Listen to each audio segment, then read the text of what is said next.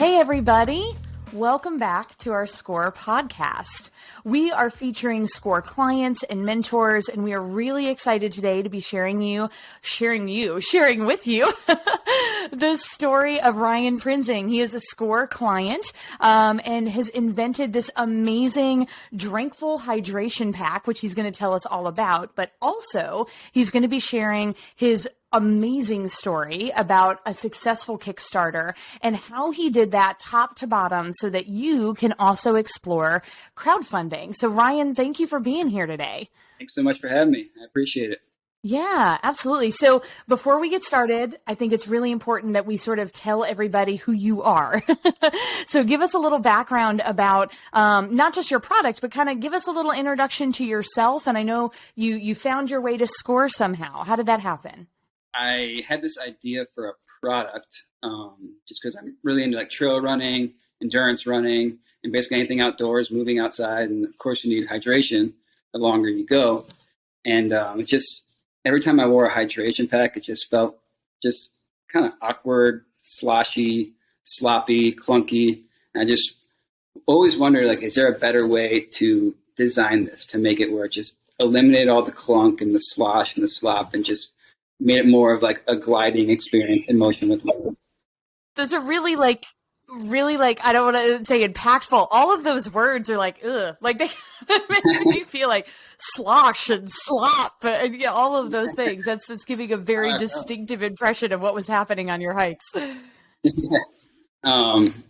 So back in 2019, I was like, just decided to put some pencil on paper and just started drawing. What if I made the reservoir a different shape and I boxed it in and made it, just a more enjoyable experience, in motion with your fluids, and went all in, decided to start a company called, named it Drinkful LLC out of my place in Nashville here, and had no clue what I was doing. And I'm still figuring out to this day, but how I found SCORE, long story short, is I was looking for mentorship, and I knew it's just me with the company, and I was looking for help, and I definitely understand I can't do it all myself. So I think Googled Nashville mentorship, and SCORE came up, and here we are.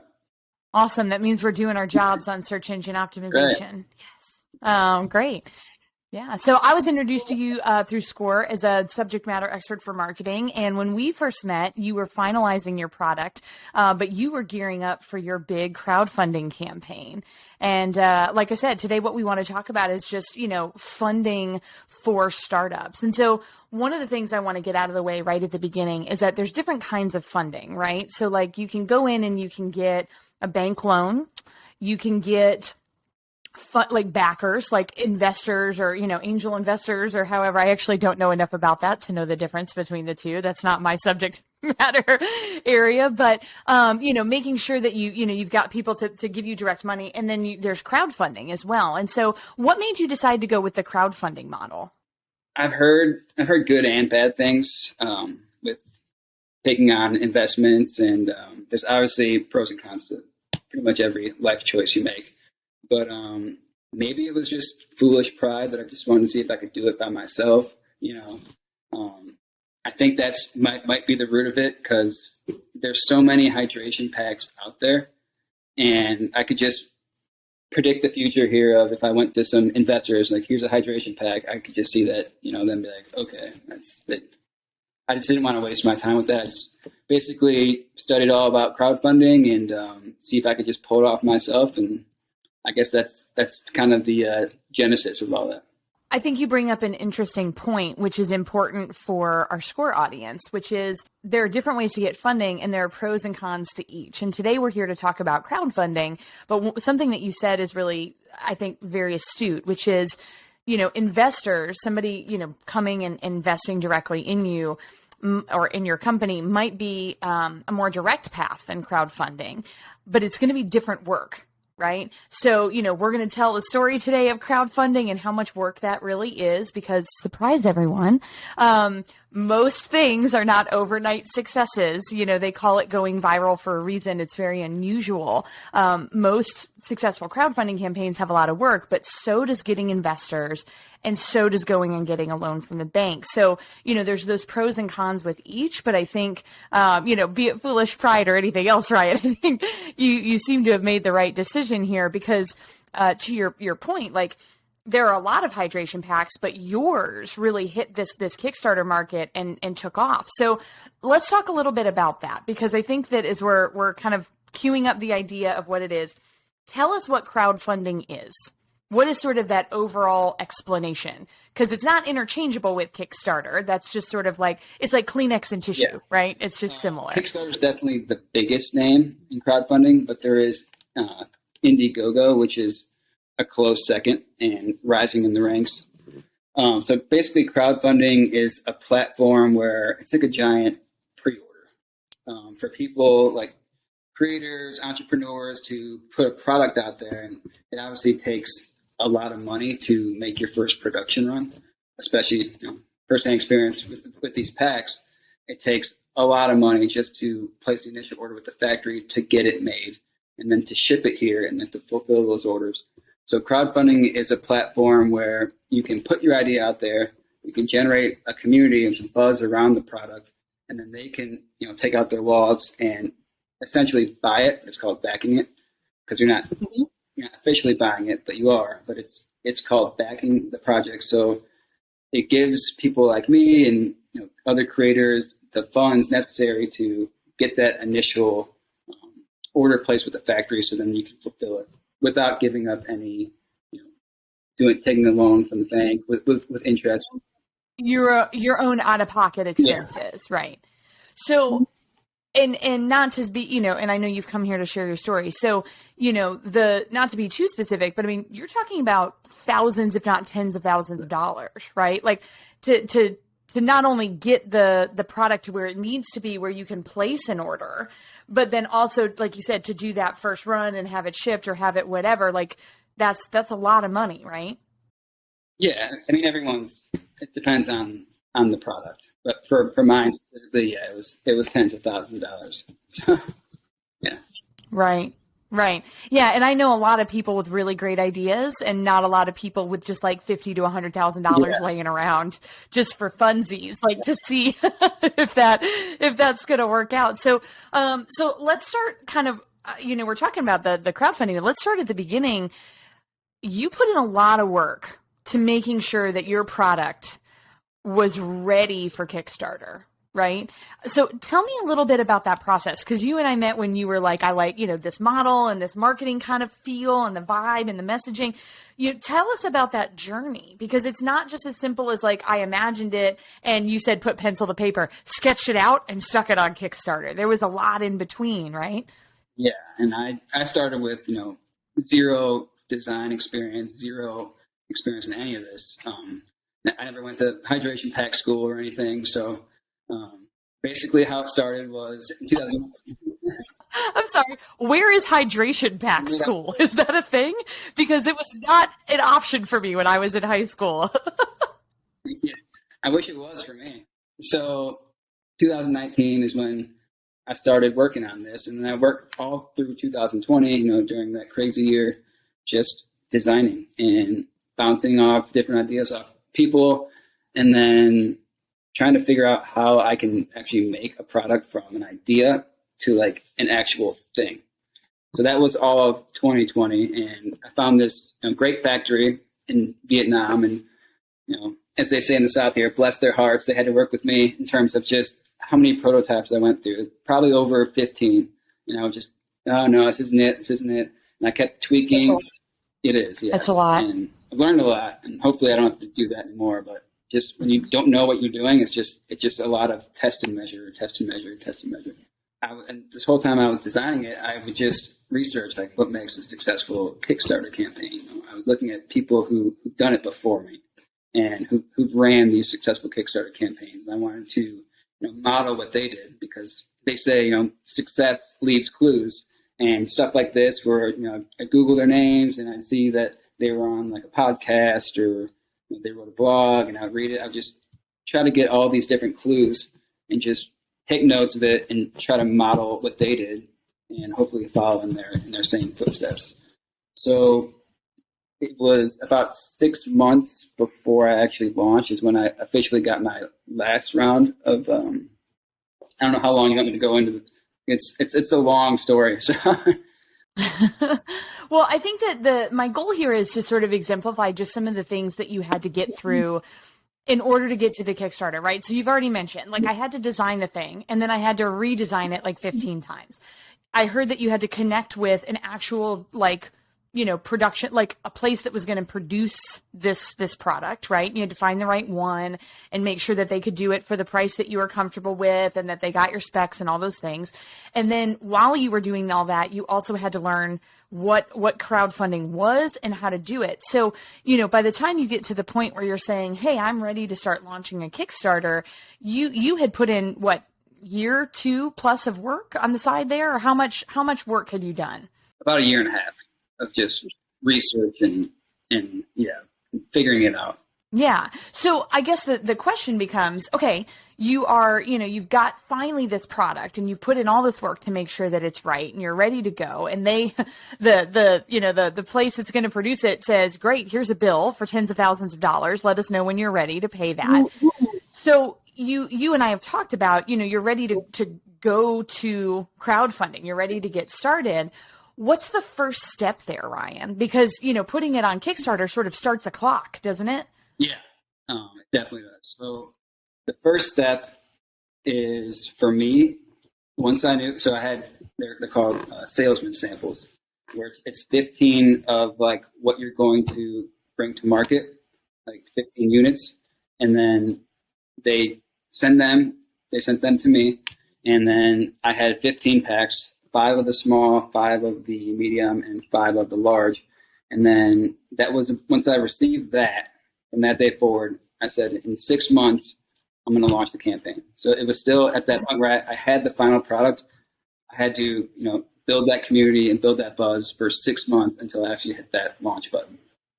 So again, time frame wise, you've got a year and a half in, and then you start planning and you're at least 6 months out from launching a Kickstarter. And again, I know that I'm really harping on this, but in my marketing agency, Piccolo, we have a lot of people that come to us that want to do Kickstarters, and we don't specialize in that. We do sort of just general digital marketing. But one thing that is really important is that a lot of times people come and they think it's the push of a button, right? They think you put something on Kickstarter and you fill out the form fields, and then Kickstarter just sort of like magically boosts your product in front of everybody and everybody loves it. And you just kind of gain money. And so what I'm hearing you say is there's the development time to start. And then there's sort of this pre-launch funnel that has to happen. And so what do those activities look like? Is that, like just social media, or are there other efforts that you were putting into it to kind of get that buzz going? Yeah. So there's basically a couple different engines. There's the PR engine, which that was who I had a little PR agency that they basically helped me work with this project, and I hired them for this specific thing. They were in charge of finding the media, the influencers, and like the bloggers that I would send the packs to.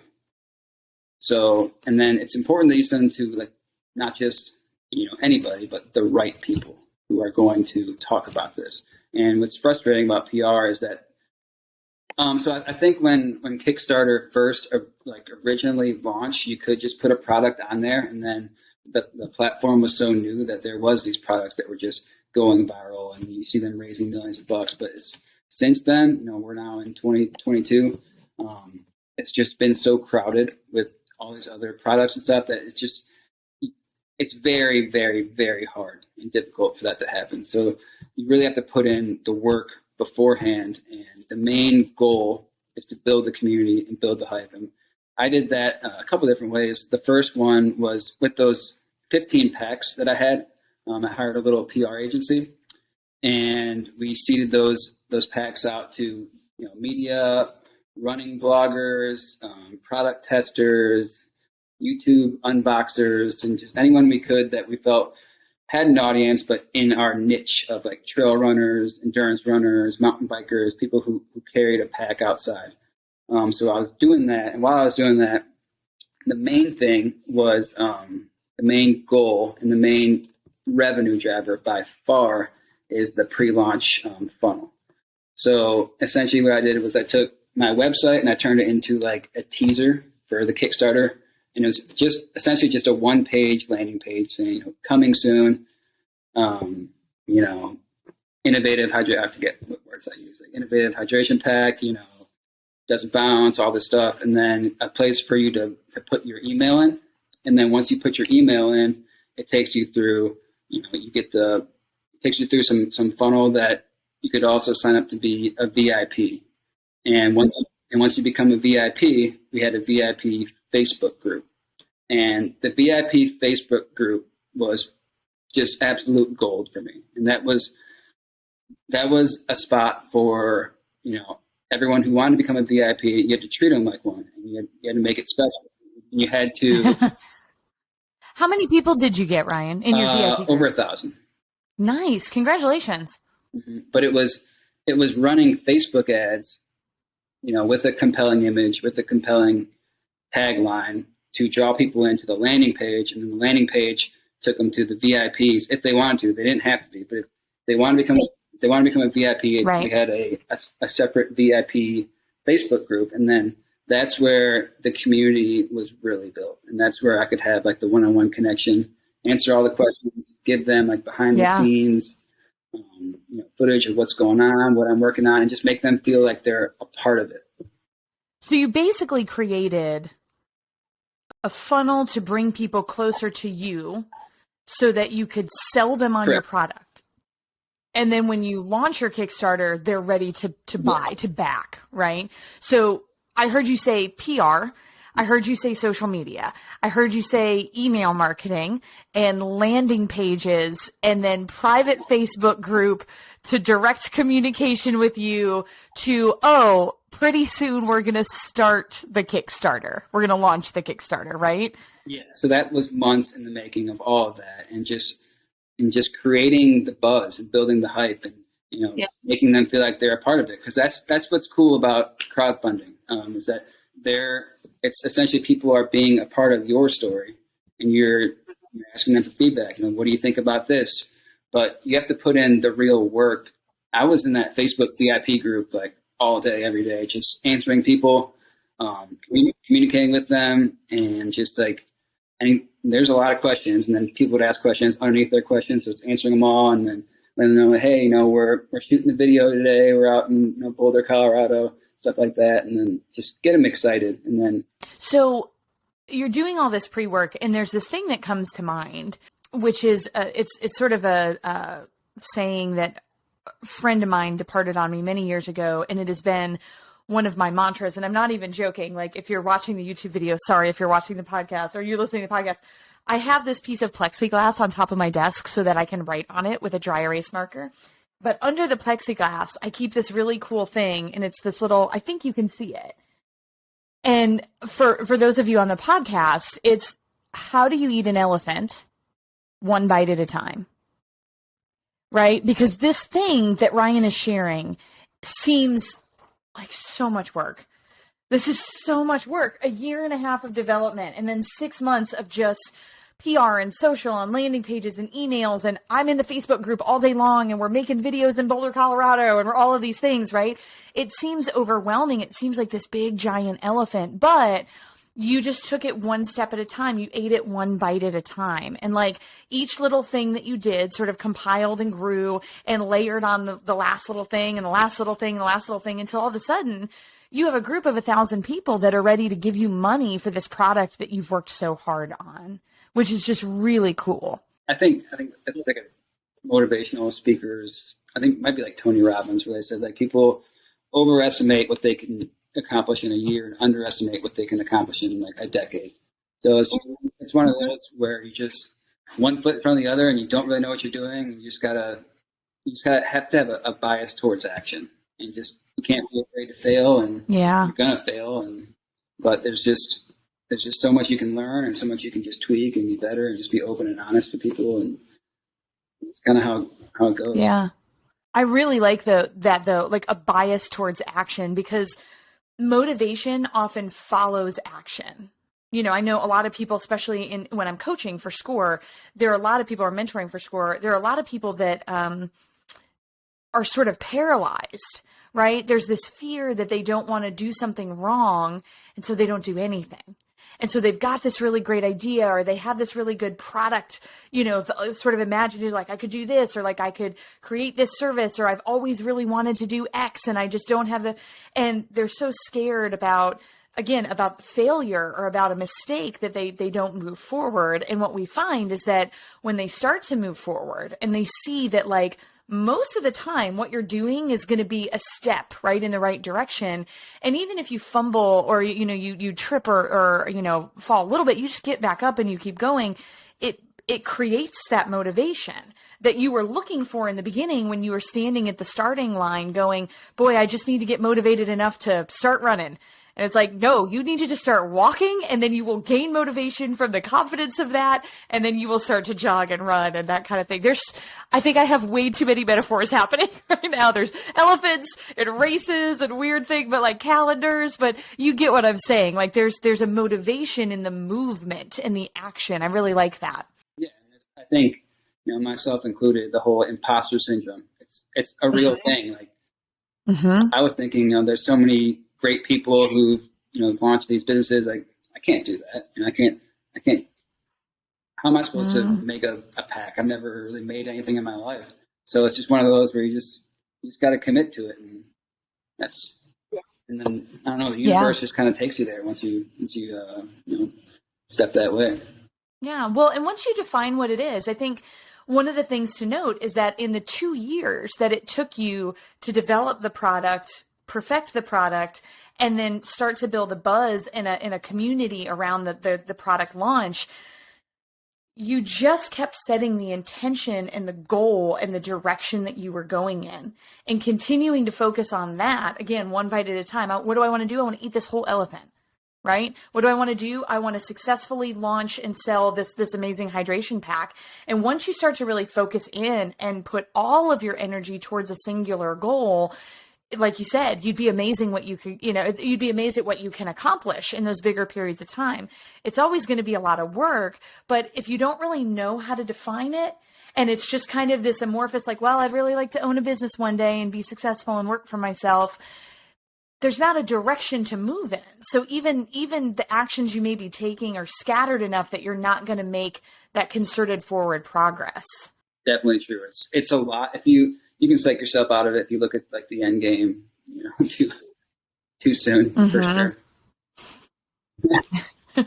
So you've got all of this buzz coming. You're ready to launch. You launch this Kickstarter. Tell me what happens in Kickstarter. Because again, people think, hey, you put it on and it just like magically gets shown to people and they like it and they back you.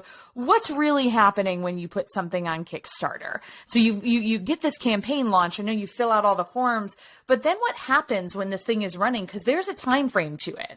It's insanely nerve-wracking. And it was just like the whole night before, just second guessing everything. Like, is this going to work? Is it not going to work? You don't know. There's so much uncertainty. It's just, you just got to have faith and you trust that you did the best you can do, and you built the community, and you have spoken to the people who said they're going to back on day one, which is a part that I should harp on real quick, is that you want people to back day one because it just builds the buzz. And Kickstarter, and probably Indiegogo, I don't know, but Kickstarter like rewards projects that get funded quickly, and then they start organically marketing that to their own audience. So it just creates this snowball effect. So it's really important to get people on board day one and get it funded day one, so you can have the success of keep getting more and more funding. Yeah, because that algorithm comes in on Kickstarter and says this must be like you said, like a hot start. Like this is a hot, attractive sort of, it's got some momentum product, and we should show this to more people because it's already gaining interest, right?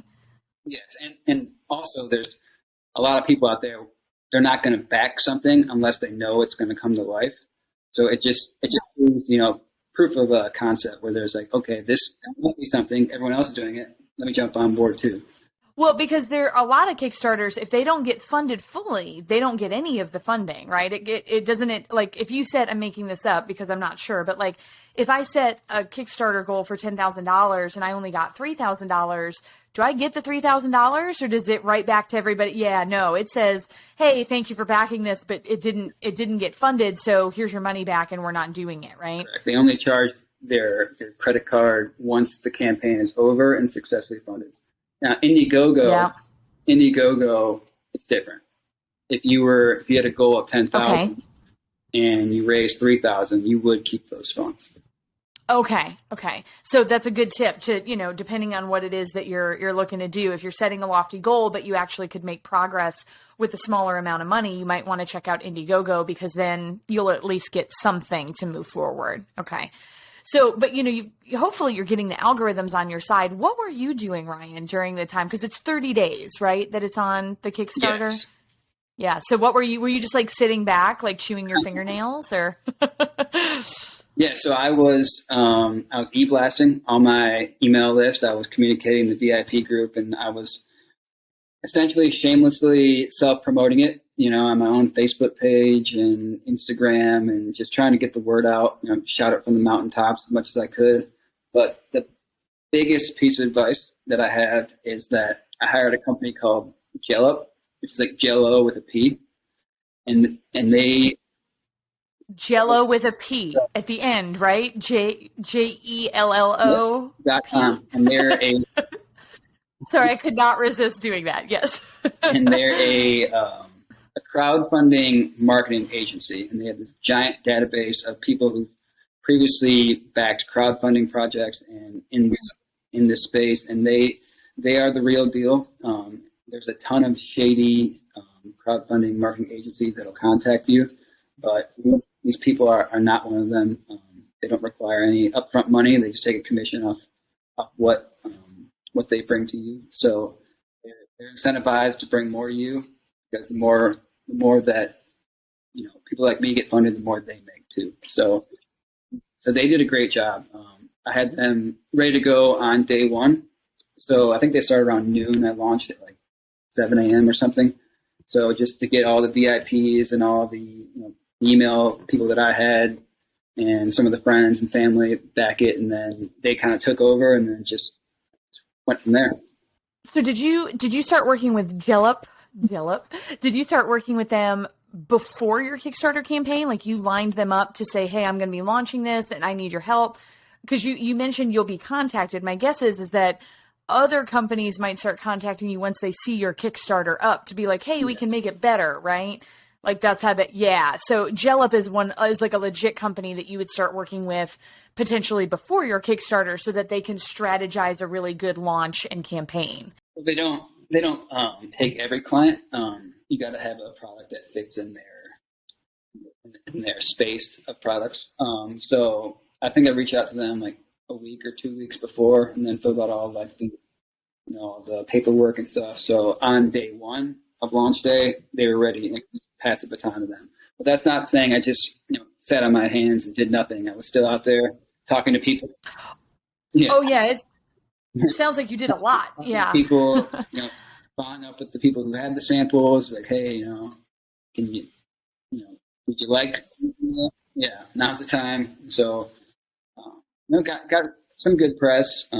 So that definitely helps too. That's awesome. And so, of your fundraising goal, so you're out there, and I heard you say shamelessly promoting, which, bless you, that is very hard to do. So you have to be ready to put your pride on the table a little bit, but shamelessly promoting, individual follow-ups with people who have expressed an interest, a real push towards early backing so that you can get that algorithm boost, working with Jellup. What did you end up with at the end of your campaign? Like, how funded was your campaign? Our funding goal was 10,000, and I think I raised like over 72,000. 72,000? Whoa! I did not know that number before now. That's amazing. Congratulations. So, and again, I mean, a lot of work went into that number, but that is hugely funded. It felt good. I mean, and just to kind of be the only guy, besides like the companies that I hired to help, it's just me with the company. So it's like a solopreneur, if you will, and just raising that on your own. It felt good. It was definitely some validation that I am onto something. This product resonates with people, and I think that's if we can go to start at the very beginning of what it takes to maybe run a successful Kickstarter campaign, it starts with the product. And does the product solve a real problem? And can you provide a real solution? Because I think a lot of people that I've spoken to, it doesn't really solve a real problem. They have this vision in their mind, and it's just kind of a made-up problem that they want it to be a problem just so they can put a product out. So it's got to be a real problem. And when I say problem, it just be like an annoyance. Like for me, it's not like a life or death thing. It was just annoying and it was just clunky. It just made the experience not as enjoyable as it could have been. So, and really just focusing in on that and just communicating that to your target market. You got to make sure you're talking to the right people too. Because if you're talking to like, someone who's like a construction worker who never wears this, you're just spinning your wheels. So you got to make sure you're speaking to, trail runners and, stuff like that. To your actual target audience. I think all of those things, as a marketing person, I will tell you all of those things make total sense, because what you're talking about is brand messaging. It's defining your brand and making sure that your product is not only poised to be successful, because like you said, it's solving actual problems, but also that it's being put in front of the right people. A lot of times I have taught a workshop previously about creating your brand for companies with SCORE here in Nashville. And one of the challenges that we see is that people are so excited to get to the doing of the business that they jump over a lot of those steps. So they don't define what the actual pain points are. They're just like, this is a thing that bothers me, so I made a whole product, or I made a whole company, and they don't survey anyone to find out how big that problem really is in the market. They just assume if it bothers them, or if they couldn't find that product, that everyone needs it. And then they jump over the target description, right? They don't really hone in on who are the people that are going to need this. And so they're trying to sell some sort of like, customized product for themselves to a whole bunch of people that don't have any interest in it. And so really defining those things is a great point. Yeah. And it gets expensive if you're talking to the wrong people. So, well, and hypothetically, like, let's say, so you were talking about development of the product, and then the pre-launch funnel, and then the campaign itself. When we're in that pre-launch funnel stage, if somebody is doing a whole lot of effort, if you're really out there trying to push this thing and gain an audience, and, you're doing whatever it is, social media, email, PR, ads, Facebook group, blah, blah, blah, and you're not gaining interest, guys, that's a big indicator that you need to pause for a moment before launching a Kickstarter and figure out what's broken. There's something in there. You're not hitting the right pain points, or you're not talking to the right people, or your product doesn't actually solve something, right? I mean, did you have any of those sort of evaluation and pivot moments? Not when I had evaluation and pivot moments during the design process a lot. But once I got the design that I knew was going to be, the final one, then it was pretty validating from the VIP group and the people I talked to. Like, oh yeah, it was one of those where I loved it when when someone said, "I wonder why no one else has thought of this." I was like, yeah, I don't know why it was me, but here we are. But yeah, and then people would just be like, yeah, they would like talk about a brand that they don't like, and they were experiencing the same things that I was talking about. And then just to provide a solution to what they were struggling with, it was, like you said, validation. And you put in the work to hit all of those key points and make sure that what you were bringing to market was well developed, solved problems, and targeted to the right people. And again, the 700% validation that was correct. So you get done with a Kickstarter campaign, they're obviously going to pay out this money. What are you doing though after? Because you then have to go to production and getting these things out. But what's the time frame there? How are you kind of working through it after the crowdfunding campaign is completed, where you're getting that money and continuing to launch into business operations, if you will? Yeah, so this is the season I'm currently in right now, which is a little bit of a sore subject due to the whole supply chain issues and the whole COVID, stuff going on. And essentially, once the Kickstarter was over, I put it to Indiegogo in demand, which is essentially a platform where you can transition your entire Kickstarter campaign onto Indiegogo, and then you can promote it from there too, and you can still do the whole thing. But for me, it's just laying idle, and I've gotten almost like $1,000 just from not touching it from Indiegogo backers, just from traffic of people, who go to my Kickstarter campaign, and then there's a button to say want to pre-order it, and then it takes you to the Indiegogo, and you could and they can still pre-order it there. So I also teamed up with a company called Backer Kit, who's like specialized in Kickstarter fulfillment and shipping and packaging. So this is where like you get all the shipping rates and all the postage. Because that's a whole other thing to think about and plan for, right? Is that like once you get the money, now you have to get the products and fulfill all of the commitments that were made on Kickstarter, and that's thousands of people now, right? That you have to get these products to. For me, it's like over 500, not thousands. Oh, okay. Depending on the price of your Kickstarter backer. Right. Yeah. Okay. Yeah. Depending on how many backers you have. I have been to the post office lately, and I would not want to mail 500 of anything right now. So like that in and of itself is a whole project. Yeah, I got to figure that out. But the main goal right now is talking to the factory every day, making sure everything is, on time, which it keeps, just this whole unpredictable world with the COVID stuff. It's getting bad again in Vietnam. So they basically have half the amount of workers, and it takes twice the amount of time. And so you're going to have to communicate that though, right? With your backers, like you're going to have to keep in contact with them to let them know, like, this is what we're working on, but these are the issues we've run into. And like, you still have to cultivate that community, right? Yeah. And my main goal now is to still make this experience special for the backers. And I'm throwing in a lot of free stuff in their kit. Once they get it, they're going to see it, and hopefully they'll make it, hopefully it'll be worth the wait because of the extra stuff that I'm putting in there. Because I've been communicating with them, and they seem to be very appreciative, because there's a lot of people out there who don't. They just go straight in the dark, and no one knows what's going on. And so once a month, I give them an update about what we're working on, where we're at, and what they can expect. And yeah, it's just the whole hyper transparency. It's a good thing to always go back on. That's great. So I think what I'm taking away from today is that, crowdfunding is definitely a really awesome opportunity for you to take your product right to the community, but you have to build your own community. So, that the crowdfunding platforms don't just have this like magic pool of people who are ready to give you money.